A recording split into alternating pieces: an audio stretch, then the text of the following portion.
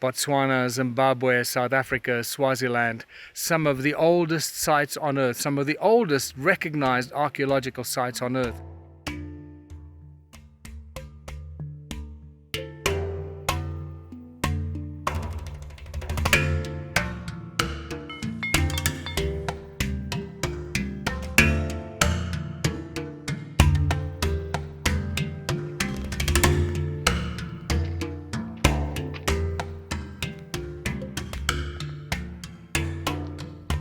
You can see how this wall has been messed with over here and reconstructed. I think what they were trying here is different building techniques, if I remember from the description of some of the tour guides here.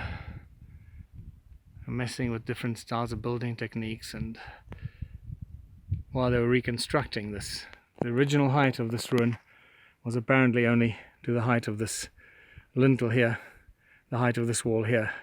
And then they built that whole section above it.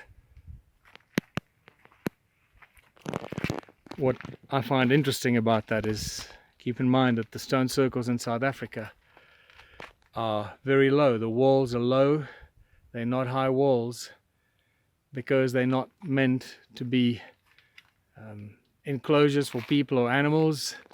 They were energy generating devices, just amplification devices to amplify the frequencies of the earth. And here it would be amplifying the frequencies of the giant granite boulders and granite mountains that pick up the frequencies from Mother Earth themselves.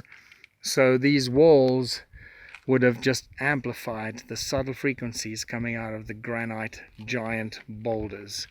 Here we have a standing stone or diorite, very hard rock. This is either dolerite or diorite. My guess is it's closer to diorite than dolerite. This is really hard. And holding up this lintel that is cracked. You can clearly see it's cracked. This is not part of any original structure. The ancients would not have structured it like this. This is more recent, late 1800, early 1900 reconstructors of the site. And this is what they turned into the entrance of this hilltop ruin.